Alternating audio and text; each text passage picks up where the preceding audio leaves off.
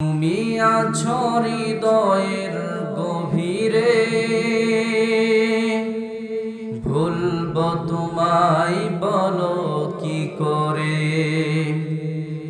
তুমি আছো হৃদয়ের গভীরে, ভুলব তোমায় বলো কি করে।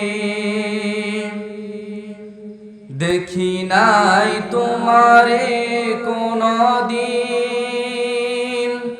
তবু আছো স্মরণে অমলিন। দেখি নাই তোমারে কোনদিন, কোনদিন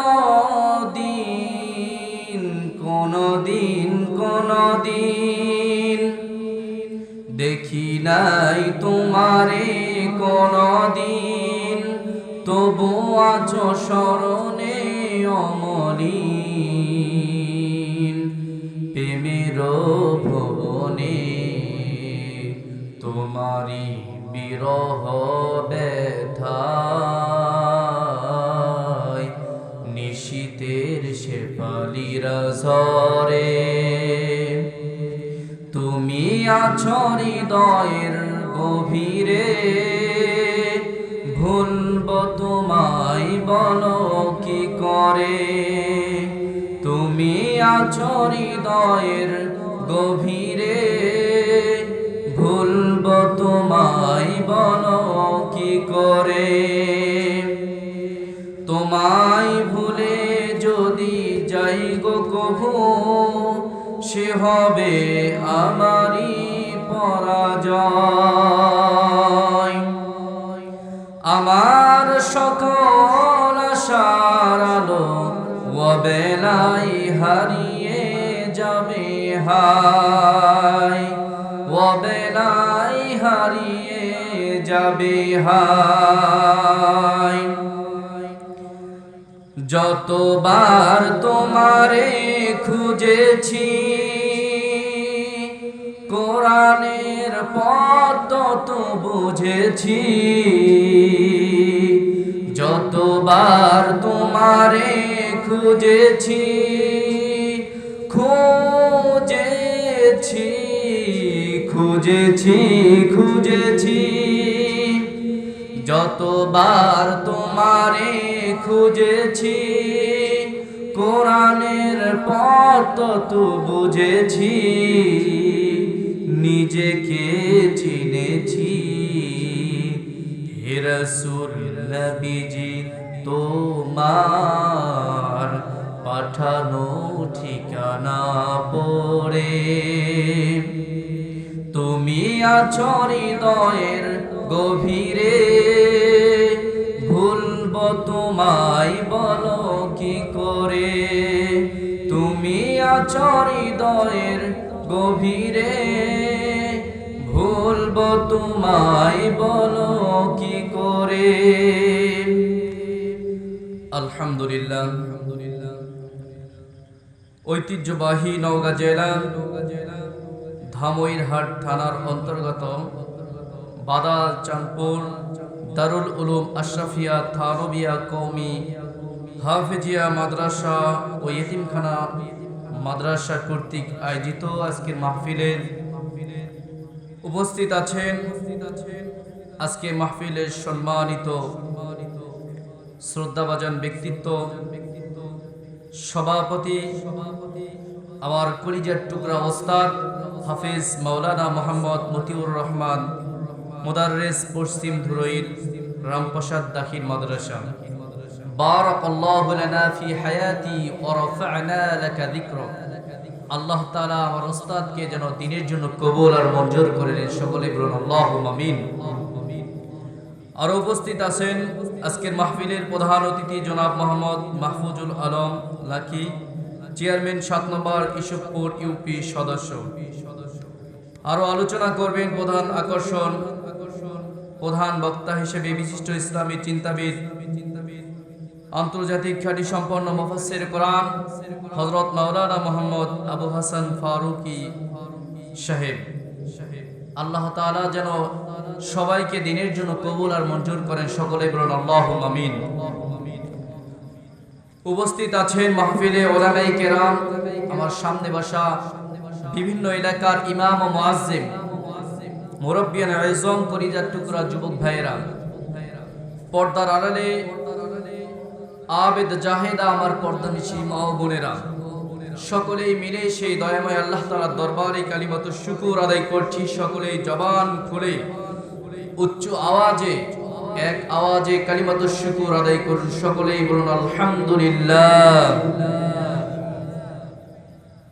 দরুদ ও সালাম বর্ষিত হোক বিশ্ব মানবতার মুফতি দিশারি ওয়ারাসাতুল আম্বিয়া, আপনি আমাদের নেতা, শেষ জামানার নবী, সারিকুল তাজিদারে মদিনা, আহমদ মুস্তাফা মুহাম্মদ মুস্তাফা, সকলেই মহব্বতে বলুন সাল্লাল্লাহু আলাইহি সাল্লাম।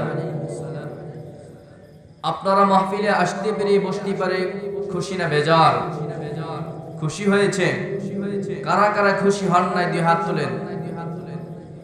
সকলেই খুশি হয়েছেন? যারা যারা খুশি হয়েছেন আল্লাহকে হাত তুলে দেখান। লিল্লাহি তাকবীর, আল্লাহু আকবার। হাতগুলো নাড়া দেন, দেন দেখি সকলে হাতগুলো নাড়া দেন, ফুটান, গোলাপের পাপড়ির মতো ফুটান। মারহাবা হবে না? বলেন না মারহাবা। সকলে স্লোগান দিবেন আল্লাহর নামে, লিল্লাহি তাকবীর, লিল্লাহি তাকবীর। আল্লাহ তাআলা সকলের হাতগুলো কবুল আর মঞ্জুর করে নেন। সকলেই বলুন আল্লাহুম্মা আমিন। আজকে আলোচনা হবে হাযা কালামু রাব্বি। এটা কার? কিতাবটা হচ্ছে রব্বুল আলামিন, আর আলোচনা হবে এই কিতাব থেকে। কিতাবটার নাম কি? কোরআনুল কারীম। হাযা কালামু রাব্বি, এই কোরআনে যা লিখেছেন, যা বলেছেন সব কিছু কার কথা? এই কোরআনুল কারীম থেকে আলোচনা হবে ইনশাআল্লাহ তাআলা। আল্লাহ যদি আমার এই জবান থেকে কথা বলার তৌফিক দান করে, আপনাদেরকে ধৈর্য সহকারে শুনবার তৌফিক দান করে, তাহলে কিছু কথা বলার ইরাদা করেছি। ওমা তৌফিক ইল্লা বিল্লাহ। সম্মানিত মুসলিম তৌহিদি জনতা, পৃথিবীর বুকে দুইটি রাস্তা বা দুইটি দল রয়েছে, একটি নাস্তিক আর একটি মুরতাদ আর একটি মুমিন। প্রত্যেকের ক্ষেত্রে একটা হলো ভালো আর একটা মন্দ। একটি জাহেলিয়াতের যুগের মানুষের নির্যাতন আর একদিকে মুসলমানদের দোয়া, দুইটাই রয়েছে। আল্লাহ তাআলা সর্ব অবস্থায় মুমিনদের পক্ষে আছেন। কথা বলেন ঠিক কিনা? আল্লাহ তাআলা মুমিনদের পাশে আছে এবং থাকবে। আপনারা সকলে বিশ্বাস করেন তো? আল্লাহ তাআলা সর্ব অবস্থায় মুমিনদের পাশেই রয়েছেন। যারা মুমিন হবে তারা আল্লাহ তাআলার জিম্মাদারি পৌঁছে যাবে। যেমন আল্লাহ তাআলা এই কোরআনুল বাগানটা, এখানে একটা মজলিস আগামী কালকে ছিল না, জান্নাতের বাগান, আবার কালকেও থাকবে না। এখন বর্তমান সাময়িক সময়ের জন্য এই স্থানটা জান্নাতের বাগান হয়েছে। বলেন না সুবহানাল্লাহ। এই জান্নাতের বাগানে আসতে পেরে আমরা খুশি হয়েছি তো? যারা খুশি হয়েছেন আবারও বলেন না সুবহানাল্লাহ, আলহামদুলিল্লাহ, আল্লাহু আকবার। তাকবীর দিয়েছি কার? বরত্ব প্রকাশ করেছি কার? বরত্ব প্রকাশ করতে হবে কার? আল্লাহ রাব্বুল আলামিনের। তো আসুন ভূমিকা ছাড়াই আমরা সরাসরি কোরআনুল কারীম থেকে আলোচনা শুরু করে দেই, তাই না? আল্লাহ রাব্বুল আলামিন আমাদেরকে অত্যন্ত ভালোবেসে মহব্বত করে পৃথিবীর বুকে প্রেরণ করেছেন। বন্ধু, দুনিয়ার মুসলমান আল্লাহ তাআলা সর্ব অবস্থায় মুমিনদের পিছনে থাকবে, মুমিনদের সামনে থাকবে। আল্লাহ রাব্বুল আলামিন সর্ব অবস্থায়, সর্বসময়, প্রত্যেকটি সময়ে আল্লাহ তাআলা মুমিন বান্দাদেরকে পরীক্ষা করবেন। আর এই পরীক্ষায় যারা টিকতে পারবে তারাই হবে মুত্তাকি। বলেন না সুবহানাল্লাহ। যারা পরীক্ষার মধ্যে টিকে যাবে আল্লাহ রাব্বুল আলামিন তাকে মুত্তাকি হিসাবে কবুল করবে। আর যারা পরীক্ষার মধ্যে টিকবে না তারা মুনাফিকের দরে চলে যাবে। দুনিয়ার মুসলমান সামান্য 2 দিনের জন্য অর্থের লোভে, টাকার লোভে মানুষ আল্লাহ ওয়ালাদ থেকে বিরত হয়ে যাচ্ছে। ঠিক কি না? ঠিক। আল্লাহ রাব্বুল আলামিন যেহেতু আমাদেরকে মুমিন মুসলমান হিসেবে সৃষ্টি করেছে, সৃষ্টির সেরা জীব হিসাবে আমাদেরকে সৃষ্টি করেছে, আল্লাহ তাআলা আমাদেরকে জান্নাত দেওয়ার জন্য সৃষ্টি করেছে। যারা মুসলমান আল্লাহ তাআলার সঠিকভাবে ইবাদত করবে, সঠিকভাবে আল্লাহর হুকুম আহকামগুলো মেনে নেবে, আল্লাহ তাআলা তাদের জন্য জান্নাতুল ফেরদাউস রেখে দিয়েছে। বলুন সুবহানাল্লাহ। যারা আল্লাহ তাআলার সঠিকভাবে কোরআনুল কারীমের জ্ঞানগুলো সিনার মধ্যে ঢুকে নেবে, আমলের জিন্দেগির সাথে বাস্তবায়ন করবে, আল্লাহ তাআলা তাদের জন্য জান্নাত বরাদ্দ করে দিয়েছে। বলেন না সুবহানাল্লাহ। দুনিয়ার মুসলমান, এই দুনিয়াটা সময়ের জন্য এসেছি। দুনিয়া হচ্ছে বাজারের মতো। পৃথিবীতে যেমন সকালবেলা থেকে মানুষ বাজারে যায়, সন্ধ্যাবেলায় বাজার থেকে ফিরে আসে।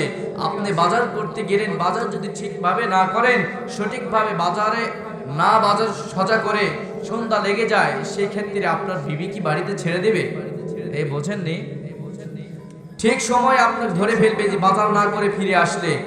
আর সঠিকভাবে যদি বাজারে সঠিকভাবে আদায় করা হয়, আমাদের বাজারগুলো করা হয়, তাহলে আমরা বিবির কাছেও ভালো হয়ে যাব। ঠিক রব্বুল আলামিন আমাদেরকে পৃথিবীতে প্রেরণ করেছে তিনার ইবাদত করার জন্য। ইবাদত যদি সঠিকভাবে আদায় করতে পারি, আল্লাহ তাআলা আমাদের জন্য জান্নাত রেখে দিয়েছে। বলেন না সুবহানাল্লাহ। দুনিয়ার মুসলমান, আমাদের সামনে বগুড়াতে হিরো আলম নামে একটি প্রসিদ্ধ ব্যক্তি আছে, আপনারা চিনেন না? সকলেই চিনেন। সেই হিরো আলম বর্তমান সোশ্যাল মিডিয়ার সামনে এসে, সাংবাদিকের সামনে এসে বলতেছে তিনার বউকে নাকি, বাবা মারা যাওয়ার পরে বউকে নাকি ডিভোর্স দিয়ে দেওয়ার কোরআনুল কারীম ছুঁয়ে শপথ করতেছে। এটা কতটা সত্য আর কি? কেন কোরআন শরীফ ছুঁয়ে স্পর্শ করে হিরো আলম তার স্ত্রীকে ছেড়ে দেওয়ার প্রতিজ্ঞা করতেছে? তখন সাংবাদিকের মাঝে প্রকাশ করে প্রসিদ্ধভাবে বলতেছে, হিরো আলম বলতেছে, গত 2-3 দিন আগে হিরো আলমের বাবা মারা গিয়েছে। সেই হিরো আলম সে মারা যাওয়া হাসপাতালে বেডে যখন মৃত্যুর শয্যায় তার বাবা, সেই সময় হিরো আলম হাসপাতালে বেডে ছিল। আর তার স্ত্রী নাকি অন্য পরপুরুষের সঙ্গে নিশা জুয়ার মধ্যে থেকে গান বাজনায় ভিডিও বানাচ্ছিল, অশ্লীল ভিডিও করতেছিল। সেই জন্য হিরো আলম সোশ্যাল মিডিয়ার সামনে আসে কোরআন ছুঁয়ে শপথ করে বলতেছে, আমি আমার বউকে ডিভোর্স দিয়ে দিব। আমরা বলতে চাই, হিরো আলম যেমন নাম, হিরো সেই হিরোর মতোই কাজ করেছে। কারণ স্বামীর অবাধ্য হয়ে যে স্ত্রী পরপুরুষের সঙ্গে নিশায় আসক্ত হয়ে গান বাজনায় লিপ্ত করবে, সে কথা অবশ্যই সঠিক হিরো আলম কাজ করেছে। আমরা আজকের মাহফিল থেকে জানিয়ে দিতে চাই, হিরো আলম আপনি সঠিক কাজটাই করেছেন। কিন্তু যদি আপনিও সঠিকভাবে সঠিক কাজগুলো করে থাকেন, আপনিও যদি আপনার স্ত্রীকে নিয়ে সামনে সোশ্যাল মিডিয়ার সামনে এসে সেই ভিডিও বানাইতে পারেন, ভিডিও দেখাইতে পারলে আপনার ওগুলা কি গুনাহ হয় না? ওগুলা গুনাহ হয় না? হিরো আলম অন্যর বউকে, যে নিজের বউকে অন্য পরপুরুষের সাথে ভিডিও বানাইতে দিয়া নিষেধ করার জন্য কোরআনুল কারীম ছুঁয়ে শপথ করেছে তার বউকে ছেড়ে দিবে। কিন্তু তিনিও সেই কাজটা সঠিক করেছে আমরা বলবো। কিন্তু অবশ্যই হিরো আলম যদি নিজেও ভালো হয়ে যায়, তার স্ত্রীকেও ভালো করে, তাহলে আজকের প্রতিজ্ঞাটার শপথ সঠিক হয়ে যাবে। ঠিক কিনা মুসলমান? আমার মা বোনদেরকে এই জন্য বিশেষ করে টিপস দিয়ে যাব কয়েকটা। নেককার নারী যারা হবে, নেককার নারী মা বোনেরা আছে না? অবশ্যই আছে। মা বোনদের জন্য আমরা কয়েকটা টিপস দিব। নেককার নারী যারা হবে তার জন্য 4টা গুণ থাকবে। কয়টা? নেককার নারীর গুণ 4টা। প্রথম নম্বর গুণ হচ্ছে, নেককার নারী সেই ব্যক্তি যে তোমার স্বামী যখন তোমার দিকে তাকাবে, সে যেভাবে হোক হাসানোর চেষ্টা করবে। বলেন না সুবহানাল্লাহ। নেককার নারীর প্রথম গুণ, সে স্বামী তার দিকে তাকালেই সে স্বামীকে যেভাবেই হোক হাসাইতে হবে। হাসাবেন মা বোনেরা। সে কিভাবে হবে? সে যেভাবেই হোক, নিজে হাসার ভঙ্গিতে হোক, যেভাবে হোক হাসিয়ে কুতুকাতে দিয়ে হলো হাসাইতে হবে। যদি হাসাইতে পারে, সে নেককার নারীর প্রথম গুণের মধ্যে অন্তর্ভুক্ত হবে। আর আল্লাহর নবী সাল্লাল্লাহু আলাইহি ওয়াসাল্লাম হাদিসের কুদসির মধ্যে বলে দিয়েছেন, যদি কোনো ব্যক্তি কোনো স্ত্রী তার স্বামীকে কোনো ভালো কাজ করার মাধ্যমে যদি হাসাইতে পারে, সামনে যতগুলো দাঁত দেখতে পাবে আল্লাহ তাআলা প্রত্যেকটি নফল হজের সওয়াব দিয়ে দিবে। বলেন না সুবহানাল্লাহ। এমনে করে আপনার বাড়িতে যে হ্যাঁ হ্যাঁ করে হাসলে হবে না, অবশ্যই হাসার ভঙ্গিটা মুস্কি কোনো কাজে হাসাইতে পারবে। 2 নম্বর নেককার নারীর 2য় নম্বর গুণ, স্বামী যদি কোনো আদেশ করে সে আদেশটা যদি জায়েজ হয় তাহলে অবশ্যই তার জীবন থাকতে সেই কাজটি সঠিকভাবে আদায় করবে। সেটা হলো নেককার নারীর 2য় নম্বর গুণ। 3য় নম্বর গুণ হচ্ছে নেককার নারী যে ব্যক্তি হবে তার 3য় নম্বর গুণ, স্বামী যতটুকু ইনকাম করে, স্বামীর সামর্থ্য অনুযায়ী যে ইনকামগুলো করে তার পার্লারের অর্থাৎ যত যাবতীয় খরচ রয়েছে সেই খরচগুলোতে ইনকামের মধ্যেই স্থগিত রাখবে অথবা ওই সীমাবদ্ধ রাখবে, এর চেয়ে বেশি খরচ করবে না। এটা হচ্ছে নেককার নারীর 3য় নম্বর গুণ। আর নেককার নারীর 4র্থ নম্বর গুণ হচ্ছে স্বামী যেটা পছন্দ করে, স্বামী যেটা পছন্দ করে সেই জিনিসটাকে পছন্দ করতে যদি জীবনও চলে যায় সেটা সঠিকভাবে আদায় করবে। সেই 4 চিরুনির লোক, 4 চিরুনির মহিলা হবে নেককার নারী। বলেন না সুবহানাল্লাহ। প্রিয় মা বোনেরা, আপনারা যেখানে আছেন আপনারা অবশ্যই মাইকের আওয়াজ যদি আপনাদের পৌঁছে যায় এই 4টা গুণ আপনার সাথে ফিট করে নেবেন। আল্লাহ তাআলা তোমাদের জন্য জান্নাতুল ফেরদাউস রেখে দিয়েছে। বলেন না সুবহানাল্লাহ।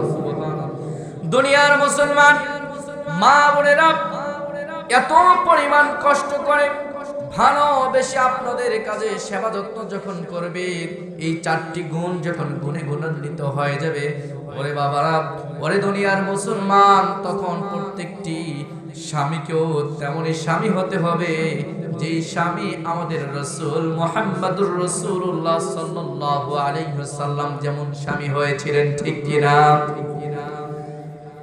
আপনার স্বামীকে আপনি দেখে দেখে বলবেন তোর চোখগুলো গরুর মতো, তোর ভুরুগুলো হরিণের মতো না, কুত্তার মতো, নাউজুবিল্লাহ বলেন, মানে বাঘের মতো, কুকুরের মতো, এমন যখন বলে অবশ্যই স্ত্রীটার মনটা ভেঙে যায়। এই জন্য আপনাকে থুয়ে আপনার স্ত্রীটা পরপুরুষকে দেখে পরপুরুষের সঙ্গে উঠা বসা শুরু করে দেয়। কথা বলেন ঠিক কিনা? দুনিয়ার মুসলমান এই জন্য স্ত্রীদেরকে দেখে ভালো ভালো প্রশংসা করতে হবে। ও দুনিয়ার মুসলমান যুবক ভাইরা, আমি আপনাদের মাঝে একটা টিপস দিয়ে যাব।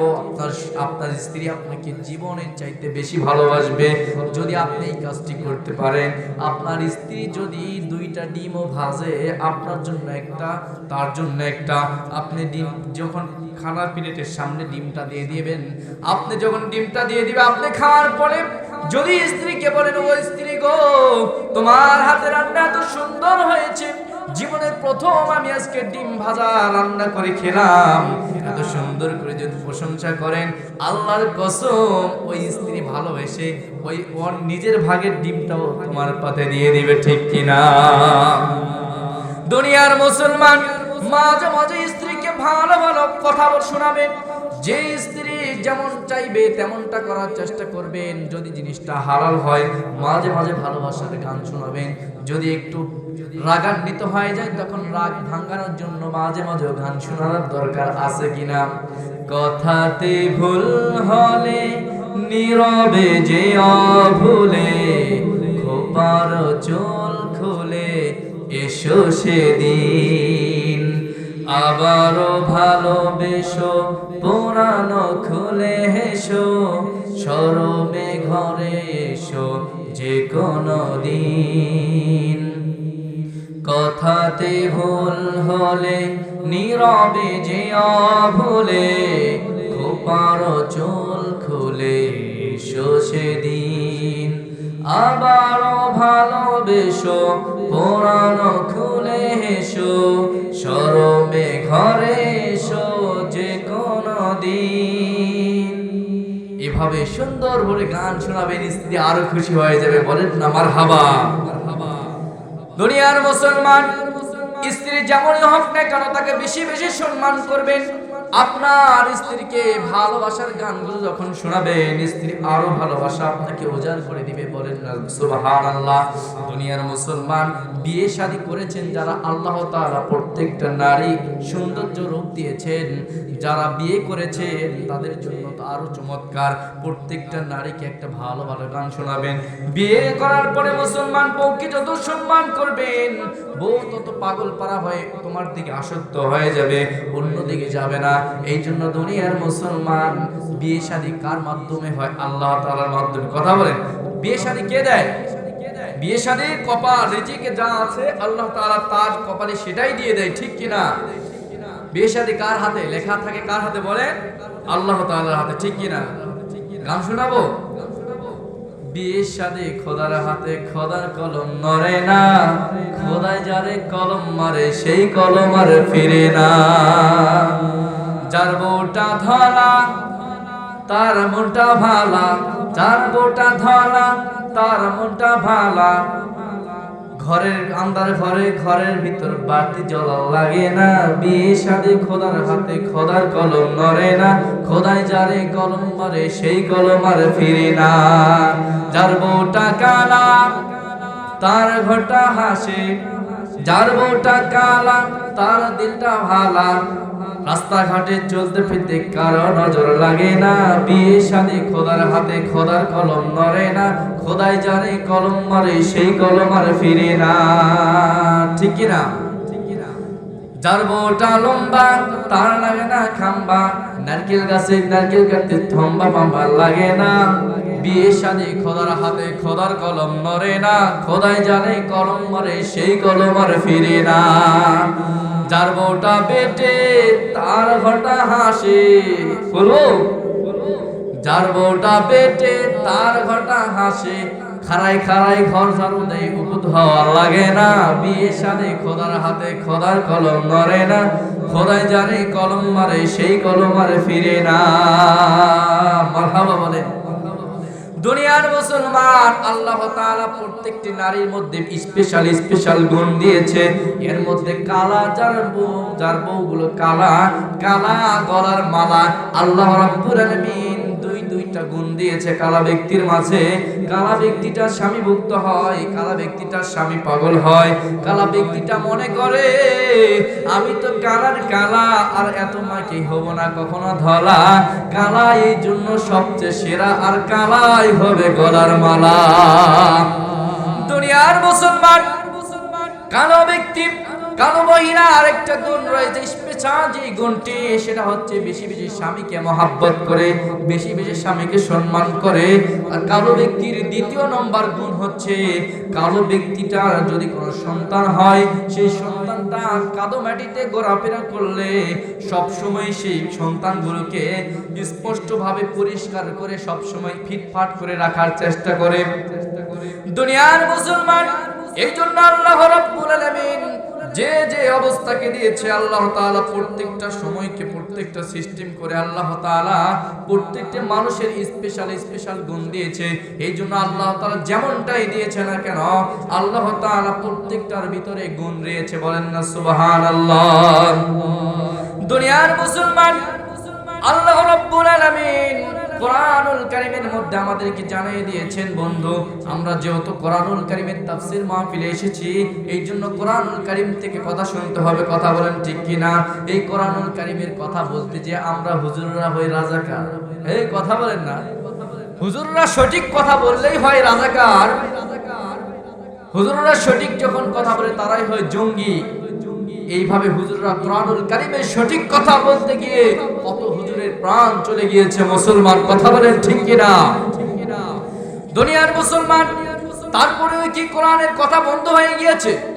একটাবার কোরআনের কথা বন্ধ হবে না, কোরআনুল কারীমের কথা বন্ধ হবে না। 13টা বছর ধরে আমাদের কোরআনের বাকি আল্লামা দেলোয়ার হোসেন সাঈদীকে আপনারা কত আঘাত করেছে, কত নির্যাতন করেছে, শেষ পর্যন্ত দুনিয়া থেকে বিদায় করে দিয়েছে।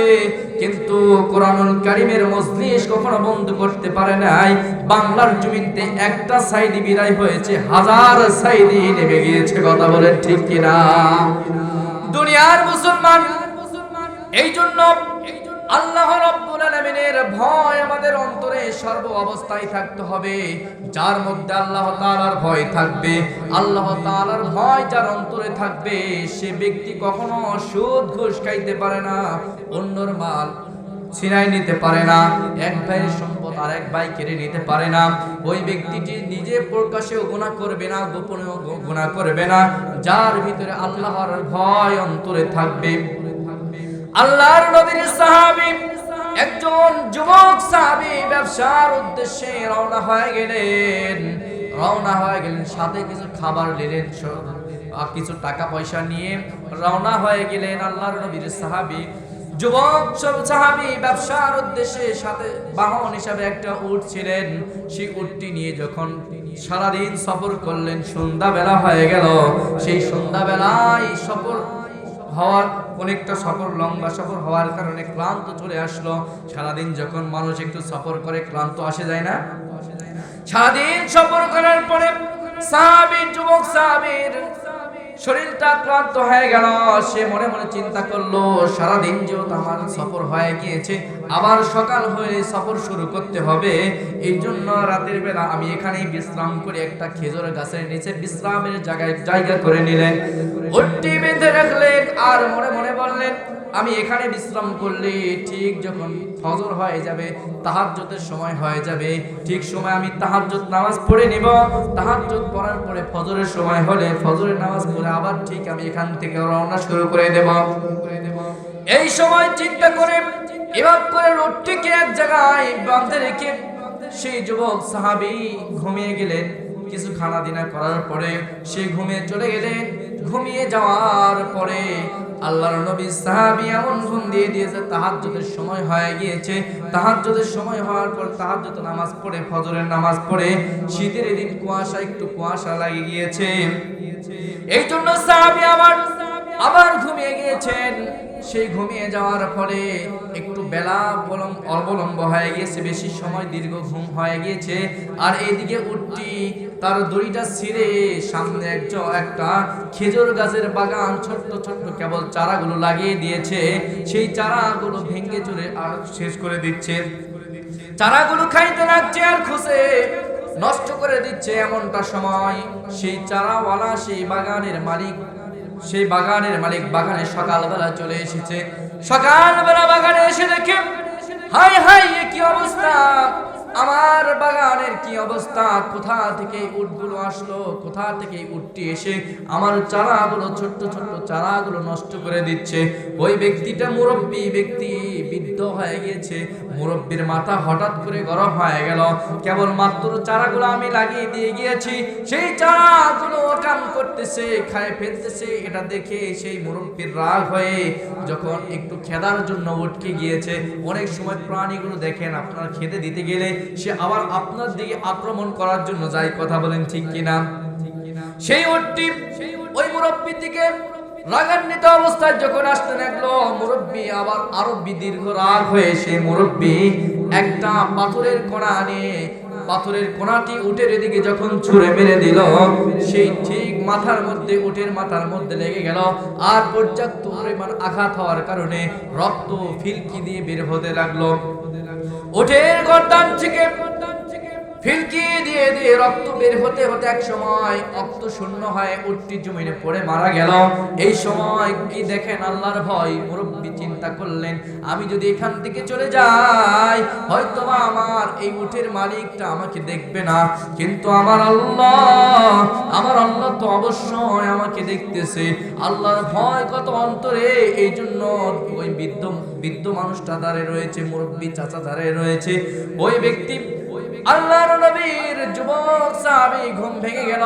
আর উটকে উটের জায়গায় না পেয়ে চিন্তা হয়ে গেল, চিন্তার মধ্যে পড়ে গেল, খোঁজাখুঁজি শুরু করে দিল।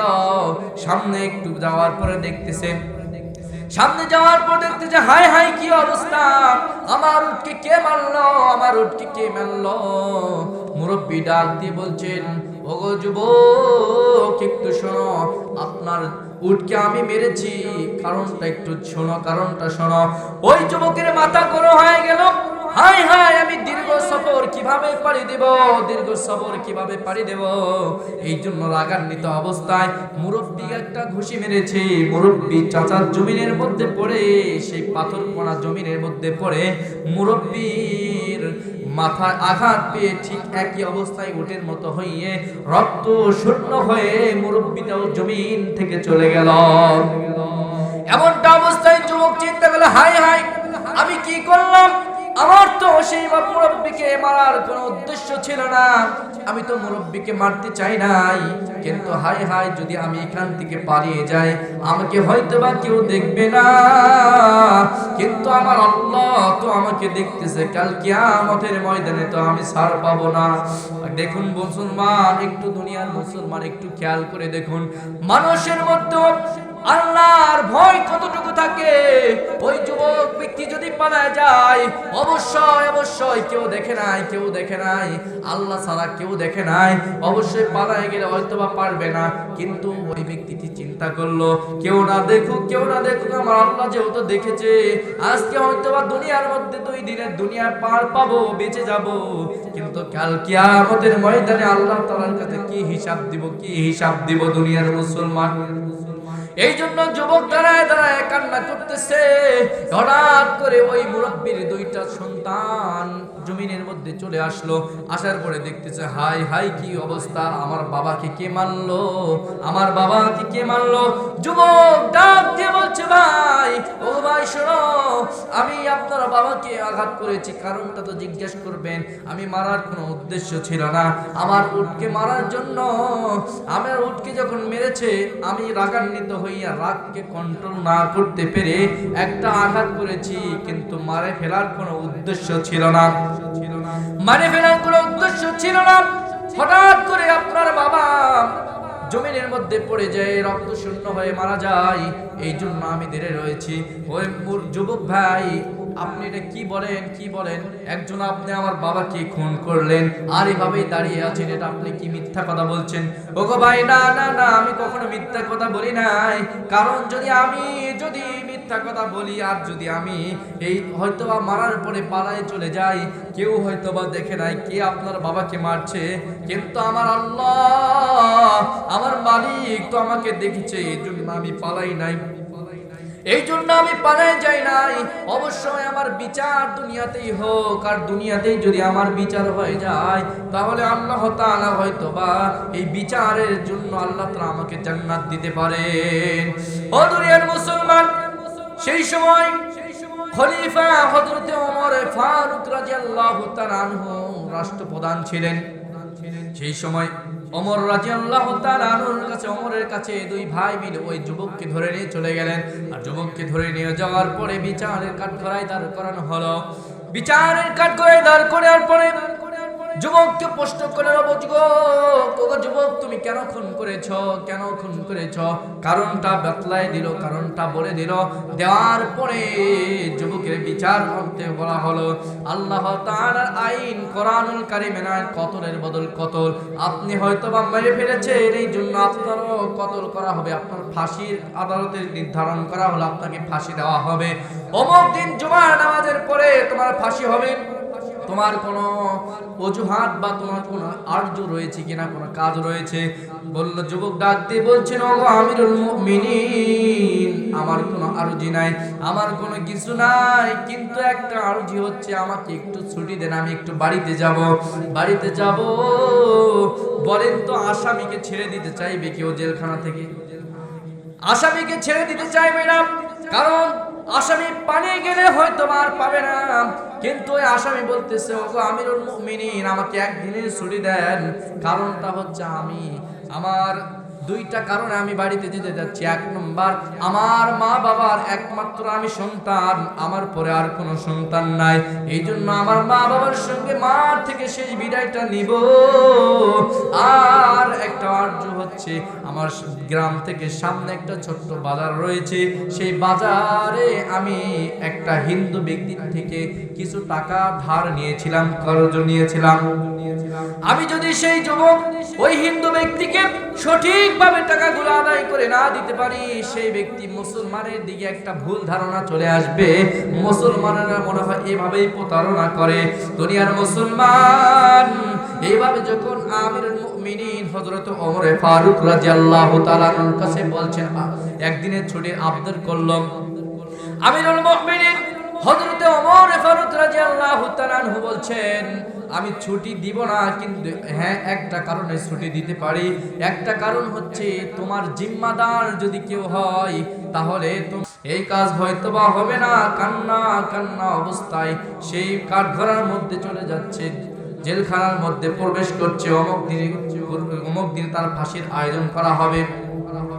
আমিরুল মুমিনিন জান্নাতকে বলছে, ও জান্নাত তুমি নিয়ে যাও, এই যুবককে বন্দী করে রাখো, বন্দী করে রাখো।